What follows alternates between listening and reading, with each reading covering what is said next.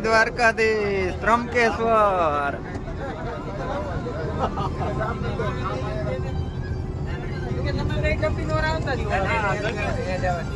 જોઈ લ્યો બધા આડી ગલી લોટે હો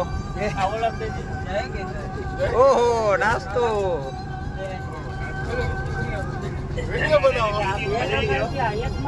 હાલો હાલો નાસ્તો કરવા હાલો પરેશભાઈ હાલો હાલો ધીરે ધીરે કરતા બેસી ગયા છે તમે ખાવા એ હાલો વધવા દેજો કો ખાટું બટુક ભજન હો